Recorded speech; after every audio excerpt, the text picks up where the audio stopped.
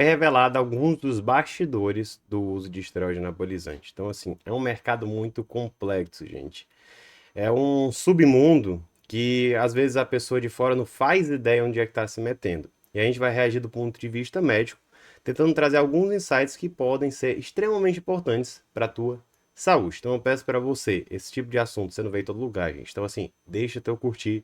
E é claro, para eu produzir mais conteúdo para você que vai agregar, eu peço também para você se inscrever no canal e não perder nenhuma novidade. Gente, vou reagir aqui, tá? A um podcast. A gente pegou aqui uma página no podcast onde é entrevistado um indivíduo que produz esteroide anabolizante, tá? Cara, eu vou deixar o link aqui do podcast completo, tá? Não vou entrar no mérito de criticar ninguém, minha ideia não é essa, mas a gente vai trazer alguns insights práticos e algumas coisas que às vezes parece óbvio, mas não é para muitas pessoas. Beleza? Vamos lá.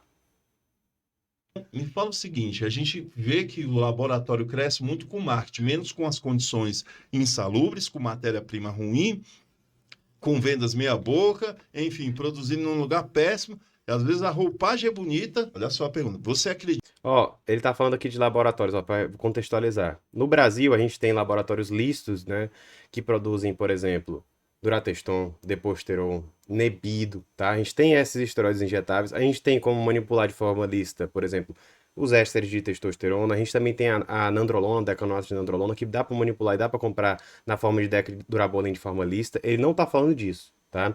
Ele tá falando de quê? De laboratórios que são criados aí aleatoriamente, às vezes no fundo de quintal, e vão fazer o quê? Algo ilícito, tá? Produzir o esteroide anabolizante e vender sem nenhum tipo de regulamentação e sem nenhum tipo de controle. Ou seja, o cara pode botar qualquer coisa ali no frasco e a pessoa vai comprar, né, de forma clandestina e colocar dentro do corpo dela aquilo que ela nem sabe o que é que tá dentro, tá? Então não tem nenhum tipo de órgão de segurança para avaliação de condições de higiene, por exemplo. Então, é um negócio muito complicado. E o que é que ele está apontando aqui? Né? Ele não está falando mal dos laboratórios lícitos. Veja, gente, não é isso. Ele está falando mal dos laboratórios ilícitos e falando que existe dentro dos laboratórios ilícitos muitos laboratórios que utilizam muito mais o marketing para crescer do que a qualidade, tá? Então, assim, até no ilícito existem diferenças de qualidade, tá? Onde existem muitas pessoas que simplesmente usam estratégias de marketing, muitas dessas estratégias estão relacionadas às figuras do meio público, né, para ganhar dinheiro em cima, independentemente da qualidade que entrega para o indivíduo. E isso daí é muito complicado. Isso é muito complicado. Por quê? Porque a gente está lidando com a saúde da pessoa, tá? Então, assim, gente, é você ter cautela, você ter prudência, né, na hora de acreditar, por exemplo, no influenciador, tá? Porque será que esse influenciador, ele realmente, ele tá disposto a arcar as consequências daquela indicação que ele faz? Ele tá disposto também a oferecer o melhor para você ou ele tá querendo simplesmente ganhar um dinheiro e se livrar ali, tá? Complicado. que hoje grandes treinadores indicam certos laboratórios porque eles têm uma boa margem de lucro? Sim, inclusive o meu laboratório já recebeu algumas propostas, né, de treinadores não daqui do estado, desse estado, e sem ele nem ter usado nossos produtos para poder dar um feedback on underground, galera. Você não sabe o que tem ali dentro, você entendeu? Você não usou o produto, você manda uma proposta para o laboratório para aquele cara vender os produtos dele para os alunos dele e ele ganhar uma porcentagem em cima disso aí. E aqui a gente já tem algumas coisas complicadas, né? E que me geram, assim, uma tristeza, né? Porque, assim, como médico, eu não consigo ajudar todo mundo, eu não consigo tirar todo mundo disso. Mas, cara, ó, primeiro problema, né? Um treinador ou um atleta de fisiculturismo indicando hormônio, tá? Não é pra ser assim. Bicho, ele não tem nenhum tipo de capacitação técnica pra isso, né? Qual é o profissional que pode prescrever hormônios, né, para tratamento de doença, por exemplo, e que tenha a base legal para fazer algum tipo de prescrição, por mais que às vezes, de acordo com o que o Conselho de Medicina diga, não deve ser feito para fins estéticos, mas ele pode, por exemplo, fazer uma contenção de dano tirando o cara do clandestino, tentando fazer uma descontinuação, reduzindo a dose, tudo isso dá para fazer. Mas quem é que pode fazer isso? O profissional médico, tá? São todos os médicos que entendem desse assunto? Não. Eu digo para você, a maioria dos médicos não sabe. Tá, beleza. A maioria dos médicos não sabe, mas existem médicos que sabem. E os médicos que sabem, se eles são honestos e éticos, né? Lógico que eles não vão ficar incentivando o cara a usar esteroide, mas se for, né, fazer uma descontinuação, uma redução gradual de dose, ele pode prescrever de forma lícita aquilo que tem no mercado, né? Ou para manipular, ou para comprar na farmácia, tá? Então, tudo isso daí dá para fazer. E o cara, quando assina e carimba, ele tá o quê? Ele tá sendo responsabilizado pela sua prescrição. Então, se der algum problema com o paciente, ele eventualmente pode responder a isso daí. Então, ele não pode ser negligente. Tem médico que é negligente? Tem. Tem médico que é imperito? Tem. Mas, eventualmente, você vai ver, o cara tem um bocado de processo, tem problema, enfim. Só que o que acontece? Esses caras que são influenciadores, né, muitas vezes não tem formação em nada, e aí querem prescrever esteroides anabolizantes, indicar esteroide anabolizante, e aí tira o dele da reta, né? Se acontecer um problema, ele não assina em carimba nada, ele só diz pra fazer, aí o cara vai lá e faz, tá? É complicado, bicho. O cara tá exercendo legalmente a medicina, tá indicando esteroide, e além disso, né, tem esse conflito de interesse que ele posicionou aqui. Muitas vezes o cara tá indicando não aquilo que ele acha que é bom. Porque por mais que o cara ache que é bom, não tem como ele garantir a segurança porque é clandestino, gente, é underground. Mas mesmo assim, o cara sabendo que não necessariamente é bom, mas o cara mesmo assim vai lá e indica, bicho. É triste. É o triste do triste, cara. É o triste do triste. Né? O cara nem era para indicar. Aí ele indica mesmo assim algo que nem ele acha que é bom. Né? Por quê? Porque é para ganhar dinheiro em cima disso, ganhar uma comissão em cima disso. E muitas vezes é uma forma de ganhar dinheiro, assim, não vou nem dizer que é fácil, né? Mas é rápido, tá? E assim, o fácil depende, porque eu acho que eticamente, o que é que entra na cabeça de um cara desse, sabendo que tá fazendo um negócio desse, né? Eu acho que não deve ser fácil viver com essa culpa, né? A não ser que o cara seja completamente louco e ache que não vai dar nada, mas, bicho, mesmo que não desse nada na justiça e tal, isso pode dar cadeia, enfim, mas mesmo que não desse nada, o cara vender esteroide anabolizante, cara, ficar incentivando os caras a ferrarem a saúde, colocando dentro do corpo uma coisa que você nem sabe o que é, você não sabe nenhuma procedência, você não tem nem coragem de usar porque sabe que aquilo ali não é bom. Bicho, isso daí é uma falta, é uma sacanagem absurda, bicho. É uma sacanagem, bicho, é uma sacanagem. Mas a gente sabe que a gente vive no Brasil, né? Mas assim, eu acho que isso do ser humano, é do ser humano. Também tem médicos muito ruins, bicho. Já vi médico que a trembolona não tem no mercado lícito, o cara pegava e vendia, né? Já vi, bicho. Tem essas coisas absurdas. Tem também, cara. Não é... O fato de ser médico também não torna o cara idôneo ou capaz de fazer nada, não. Esse simples fato, né? Mas assim, é complicado, bicho. Não, tá, você não bota tua saúde em risco nisso, não. Não cai na ideia desses influenciadores, não, cara. Não vale a pena, bicho. Não vale a pena. É entrar numa loucura que você só vai se ferrar. Aí você vai acabar procurando um médico simplesmente quando você tiver todo acabado. E aí, às vezes, a gente tem colaterais reversíveis. Do ponto de vista cardiovascular, por exemplo, tem alguns tipos de alterações que no início a gente consegue reverter. Tem outros que às vezes ficam irreversíveis e a gente não consegue mais, o cara vai ter que tratar pro resto da vida. É isso que você quer? Não é, né, bicho? Então, tem que ter cuidado, cara. Tem que ter cuidado, né? Vamos continuar aqui. E o cara nem sequer usou o produto. Isso que era a minha pergunta. Eles nem usam. Então, o próprio laboratório que eles estão indicando. Cara, quase 100% desses atletas que são patrocinados por laboratórios undergrounds, eles vestem a camisa, recebem sim os produtos, mas não usam. Revendem. Mas compra da indústria farmacêutica. Exato, vende ali e tal e pega do.